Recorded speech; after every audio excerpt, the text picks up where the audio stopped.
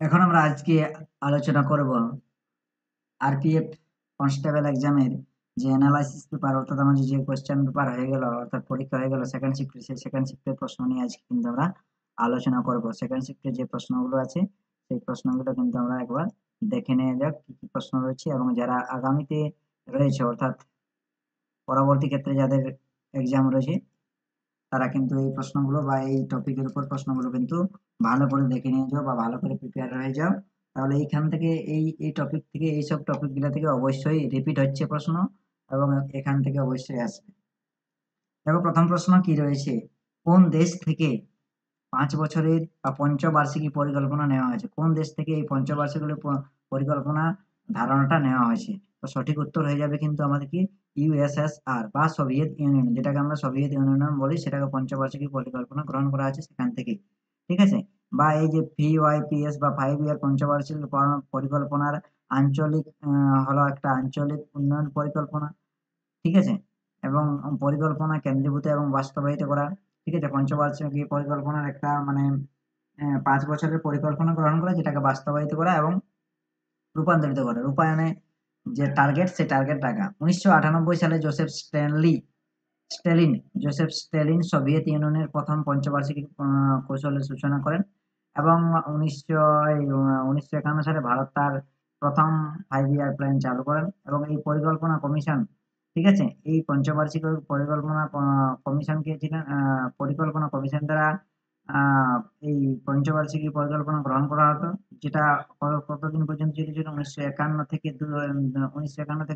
২০১৪ পর্যন্ত, এবং পরে এটি এই পরিকল্পনা কমিশন কি হয়ে গেল? নীতি আয়োগে কনভার্ট হয়ে যায়। কারণ নরেন্দ্র মোদী আসার পরে আমাদের নীতি আয়োগ হয়েছে ২০১৫ এবং ১৭। পঞ্চবার্ষিক হলো বৃহত্তর এই প্রোগ্রাম ট্যাগ করা হয়েছে। ঠিক আছে? নিচে দেখো আর পরে একটা প্রশ্ন রয়েছে যে কেন তৃতীয় পঞ্চবার্ষিক পরিকল্পনা সফল হয়নি বা সফল করা যায়নি? যে টার্গেট রাখা ছিল সেটা কিন্তু সফল হয়নি।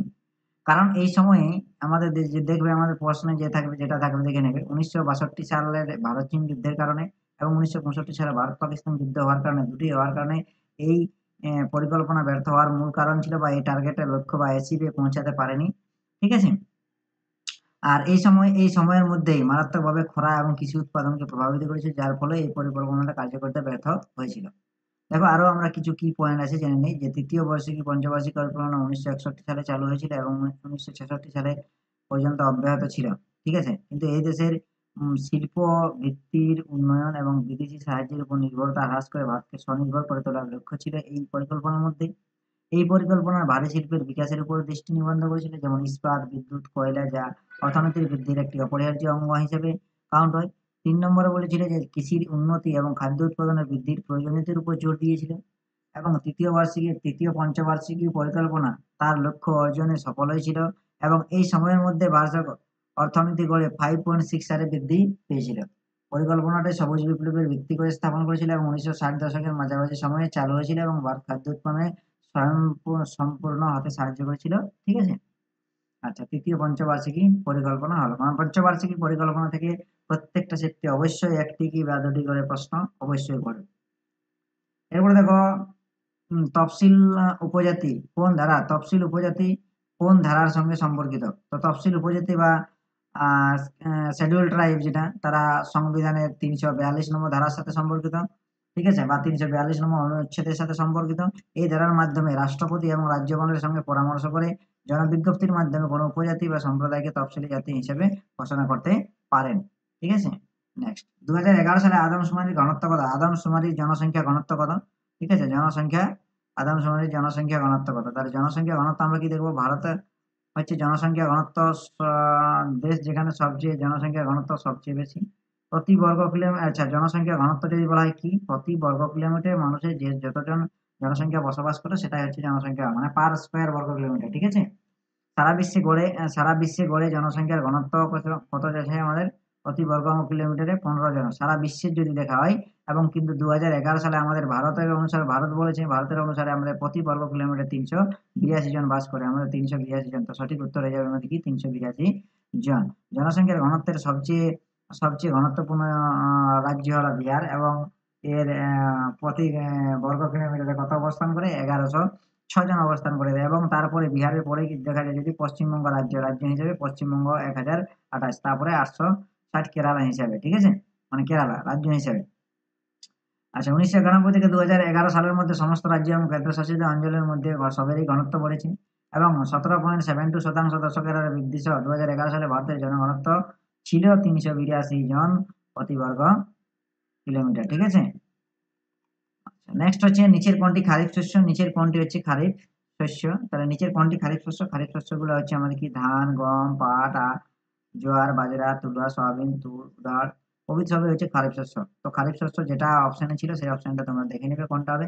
এবং খারিফ শস্যের বৈশিষ্ট্য যদি দেখি, এটি বর্ষাকালে বপন করা হয় এবং শীতকালে তোলা হয়। বর্ষাকালীন ফসল হিসাবে যা পরিচিত, বর্ষাকালে তোলা হয় জন্য বর্ষাকালে বৃষ্টির জলের উপর নির্ভর করে থাকে এবং শীতকালীন ফসল কি হয়? শীতকালীন এর উল্টাটা। তাহলে তোমাদের দেখো এবারে খারিফ শস্য পড়েছে, পরের শিফটে বা পরে যারা এক্সাম দেবে পরের দিন তাদের কিন্তু কি ওই শীতকালীন ফসলগুলো মনে রাখবি বা শীতকালীন ফসল দেখে যাবে। আচ্ছা, 2011 সালে আদমশুমারি 0 থেকে 6 বছরের শতাংশের হার কত? শতাংশের হার কত ছিল আমাদের? 2011 সালে আদমশুমারি 0 থেকে 6 বছর বয়সের শতাংশের হার ছিল 13.12%, ঠিক আছে? আর 2011 সালে আদমশুমারি অনুযায়ী 0 থেকে 6 বছরের শিশুদের জনসংখ্যা ছিল 164.5 মিলিয়ন এবং 2001 সালের তুলনায় কত শতাংশ বৃদ্ধি পেয়েছে? 0.4% আমরা কিন্তু বৃদ্ধি পেয়েছে। পরের প্রশ্ন খুব গুরুত্বপূর্ণ, এটা ডিপিএসসি গাদাবার আসছে আমাদের। ডিপিএসপি ধারণাটি কোন দেশ থেকে নেওয়া আছে? ডিপিএসসি ধারণাটা নেওয়া আছে আইরিশ বা আয়ারল্যান্ড থেকে আমাদের নেওয়া আছে। 1937 সালে আইরিশ সংবিধানের এই ধারণাটা ছিল। ডিপিএস এর বৈশিষ্ট্য কি? এর মূল উদ্দেশ্য হচ্ছে সবার জন্য সামাজিক, অর্থনৈতিক এবং ন্যায় বিচারকে নিশ্চিত করা, ঠিক আছে? 2 নম্বর কি? ডিপিএসসির মাধ্যমে সরকারের নির্দেশনা দেওয়া হয় যে তারা সকল নাগরিকদের চাহিদা বিবেচনা করে নীতি প্রণয়ন করবে। আর কি বলা হয়েছে? ডিপিএসসি এর মাধ্যমে সরকারের নির্দেশনা দেওয়া হয় যে তারা একটি ন্যায্য এবং ন্যায়সঙ্গত সমাজ গঠন করবে, ঠিক আছে? এবং এটা আমাদের কোথায় আছে? 4th নম্বর বা 4th, ঠিক আছে? 4th পার্ট বা 4 পার্ট নম্বর 4 এ আছে, ঠিক আছে? এবং অংশের এ বিভাগে এবং ধারা কত নম্বর আছে? 36 থেকে 51 এর মধ্যে ডিপিএসসি আর্টিকেল 36 থেকে 51 এর মধ্যে আমাদের রয়েছে। বা এই ডিপিএসপির নীতিগুলো বা রাষ্ট্র পরিচালনার নির্দেশাত্মক নীতিগুলো বর্ণিত রয়েছে।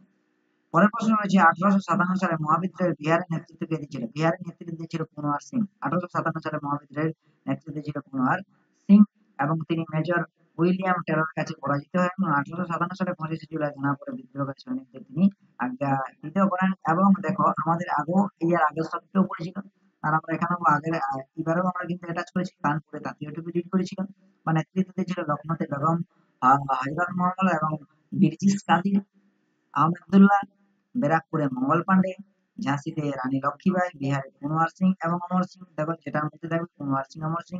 দিল্লি হচ্ছে দ্বিতীয় বাহাদুর শাহ এবং জেনারেল বখত খান। নেক্সট পরে রয়েছে দেখো বাল গঙ্গাধর তিলক কোন উৎসবের প্রবর্তন করেছিলেন? বাল গঙ্গাধর কোন উৎসব? 1993 সালে একটি গণেশ উৎসব প্রবর্তন করেছিলেন এবং 1995 সালে একটি শিবাজি উৎসব পালন করেন। তারা দুটি উৎসব পালন করেছিলেন, যেটা অপশনে থাকবে সেটা কিন্তু তোমরা করে নেবে। তাহলে আমার গণেশ উৎসব হতে পারে, না হয় কি হতে পারে? শিবাজি উৎসব হতে পারে। ডেট গুলো তোমরা দেখে নাও, ডেট গুলো পড়তে পারে এখান থেকে, ঠিক আছে? আচ্ছা, তিনি এই উৎসবগুলোর মধ্যে তিনি কি চেয়েছিলেন? ঐক্য স্থাপনের জন্য এই উৎসবগুলো শুরু করেছিলেন এবং তিনি স্বদেশী আন্দোলন এবং বয়কট আন্দোলনের মতো বিভিন্ন প্রতিবাদ ও আন্দোলন শুরু করেছিলেন। তিনি যে দুটো পত্রিকা শুরু করেছিলেন সেই পত্রিকা দুটো কি হচ্ছে আমাদের কেশরী এবং একটা হচ্ছে মারাঠা। কেশরী ভাষাটা মারাঠি ভাষায় লেখা হয়েছিল এবং মারাঠাটা ইংরেজিতে লেখা হয়েছিল। ভারতের সবচেয়ে ছোট দ্বীপ কোনটি? ভারতের সবচেয়ে ছোট দ্বীপ কোনটি? ভারতের সবচেয়ে ছোট দ্বীপ হচ্ছে লাক্ষাদ্বীপ, ঠিক আছে? এবার লাক্ষাদ্বীপের মধ্যেও আরো যদি দ্বীপ দেখা যায় তাহলে হচ্ছে বিত্রা দ্বীপ, ঠিক আছে? বিত্রা দ্বীপ এর আয়তন 0.105 বর্গমিটার, যা প্রায় 10 হেক্টরের কাছাকাছি, ঠিক আছে? লাক্ষাদ্বীপ সম্পর্কে আরো কিছু তথ্য জেনে নিই যে ভারতের ক্ষুদ্রতম কেন্দ্রশাসিত অঞ্চল বটে এবং মোট কটি দ্বীপ আছে? 36টি দ্বীপ আছে। লাক্ষাদ্বীপের মধ্যে 36টি দ্বীপ আছে। লাক্ষাদ্বীপের দ্বীপপুঞ্জে 12টি দ্বীপে মানুষ বসবাস করে 36টি দ্বীপের মধ্যে, ঠিক আছে? আর লাক্ষাদ্বীপ দ্বীপপুঞ্জের নামকরণ হচ্ছে লাক্ষদ্বীপ, লাক্ষদ্বীপ অর্থাৎ যা 1 লক্ষ দ্বীপের সমাহারকে, যার জন্য আমাদের লাক্ষাদ্বীপ বলা হয়। লাক্ষাদ্বীপ দ্বীপপুঞ্জ ভৌগোলিক মতবাদ অনুসারে অসংখ্য মৃত প্রবাল কীটের দেহাবশেষ সঞ্চিত হয়ে সমুদ্রের মধ্যে সৃষ্টি হয়েছে। লাক্ষাদ্বীপ দ্বীপপুঞ্জ ভারতের মালাবার উপকূল থেকে 200 থেকে 440 কিলোমিটার দূরে অবস্থিত বা 130 থেকে 270 মাইল হিসাবে যদি দেখি 170 থেকে 200 130 থেকে 270 মাইল পর্যন্ত, ঠিক আছে? এরপর আরেকটা প্রশ্ন পড়েছে, দেখো আন্দামান এবং নিকোবর দ্বীপপুঞ্জ কোনটি দ্বারা বিভক্ত করেছে, অর্থাৎ আমাদের কোন কত ডিগ্রি চ্যানেল, অর্থাৎ আমাদের এই যে 10 ডিগ্রি চ্যানেল দ্বারা আমরা কিন্তু আন্দামান এবং নিকোবর দ্বীপপুঞ্জকে বিভক্ত করেছি। ঠিক আছে, উত্তরে প্রায় 150 কিলোমিটার মধ্যে প্রশস্ত বটে এবং পূর্ব পশ্চিমে 10 কিলোমিটার পর্যন্ত প্রশস্ত বটে। ঠিক আছে, এর মধ্যে যদি দেখা যায় সর্বনিম্ন গভীরতা আন্দামান দ্বীপপুঞ্জে, তাহলে হচ্ছে আমাদের 7.3 মিটার। আন্দামান দ্বীপপুঞ্জ কিন্তু একটি কেন্দ্রশাসিত অঞ্চল এবং এই দ্বীপে 836টি দ্বীপ রয়েছে, যার মধ্যে 31টি দ্বীপে বসবাস করে মানুষ। এই দুটি ক্লাস্টারে বিভক্ত আছে, যেমন হচ্ছে উত্তর আন্দামান দ্বীপপুঞ্জ এবং হচ্ছে দক্ষিণ নিকোবর দ্বীপপুঞ্জ। আর নিকোবর দ্বীপপুঞ্জের মধ্যে বৃহত্তম দ্বীপ হলো গ্রেট নিকোবর দ্বীপ। নিকোবর দ্বীপপুঞ্জের মধ্যে সবচেয়ে বড় দ্বীপ বা বৃহত্তম দ্বীপ সেটা হচ্ছে কি গ্রেট নিকোবর দ্বীপ। আন্দামান দ্বীপপুঞ্জের দুটি স্বতন্ত্র স্থানীয় জনগোষ্ঠীর মিশ্র সংস্কৃতি রয়েছে এই আন্দামান নিকোবর দ্বীপপুঞ্জের মধ্যে। পরের প্রশ্ন রয়েছে যে সেবি, সেবি কন্ট্রোল করে যত যে ব্যাংক গুলোকে কিন্তু কন্ট্রোল করে সেবি।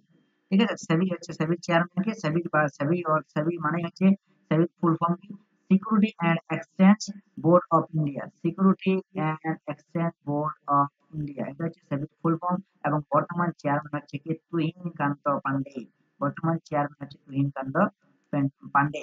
তিনি অর্থ সমিতি এবং একজন কর্মকর্তা। মন্ত্রিসভার নিয়োগের কমিটি অনুমোদিতের পর তিনি বছরের 3 বছরের মেয়াদে দায়িত্বে নিয়োগ পেয়েছেন এবং 3 বছর দায়িত্ব পালন করবেন। ঠিক আছে, আচ্ছা, তুহিনকান্ত পান্ডে এসএবির নতুন চেয়ারম্যান পদে কখন জয়েন করেছে, 1 মার্চ 2025 তারিখে দায়িত্ব গ্রহণ করেছেন। ঠিক আছে, নেক্সট পরের প্রশ্ন দেখো, গীত গোবিন্দ কার লেখা, তাহলে গীত গোবিন্দ কার লেখা, এটা আমরা সবাই জানি যে জয়দেবের গীত গোবিন্দ। ঠিক আছে, গীত গোবিন্দটা দ্বাদশ শতাব্দীর একটা সংস্কৃত ভাষায় রচিত একটা গ্রন্থ। ঠিক আছে, এখানে পুরীর মন্দির সহ অনেক স্থানে এটি পড়া হয়েছিল এবং শ্রীকৃষ্ণ, শ্রীমতী রাধিকা এবং বৃন্দাবন গোপীদের মধ্যে সম্পর্ক বর্ণনা করে এই জয়দেবের গীত গোবিন্দ। হিন্দু ধর্মের ভগবান বিষ্ণুর প্রিয় অষ্টম পুনর্জন্ম কৃষ্ণের প্রেমকে অনুসরণ করে। এটি এমন একটি প্রেমের উত্থান পতন অনুসরণ করে যাকে এক ঐশ্বরিক এবং সুন্দর হিসাবে চিত্রিত করেছে। ঠিক আছে, এটা সঙ্গীত সাহিত্যে বিচ্ছিন্নতা এবং চূড়ান্ত পুনর্মিলন দ্বারা অনুসরণ করা আকর্ষণ দিয়ে শুরু হয়। গীত গোবিন্দটি 12টি অধ্যায়ে বিভক্ত ছিল। গীত গোবিন্দ কটি অধ্যায়ে বিভক্ত ছিল, 12টি অধ্যায়ে বিভক্ত ছিল এবং প্রত্যেকটি অধ্যায়ের মধ্যে এবং গাদা উপ এককে বিভক্ত ছিল। গাদা বলতে অনেক একাধিক উপ এককে বিভক্ত ছিল, যাকে আমরা প্রবন্ধ বলে থাকি, যাকে আমরা কি বলে থাকি, প্রবন্ধ বলে থাকি, এবং মোট 24টি। ঠিক আছে, কবিতাতে বেশিরভাগ আধুনিক ভারতীয় ভাষা এবং অন্যান্য ইউরোপীয় ভাষার অনুবাদিত হয়েছে। গীত গোবিন্দ ইংরেজি অনুবাদ করা হয়েছিল 1798 খ্রিস্টাব্দে, সরি 1792 খ্রিস্টাব্দে স্যার উইলিয়াম জোন্স লিখেছিলেন। ঠিক আছে, এরপরে রয়েছে পরের প্রশ্ন কি রয়েছে, আমজাদ আলী খান। ঠিক আছে, বাদ্যযন্ত্র থেকে সম্পর্কিত।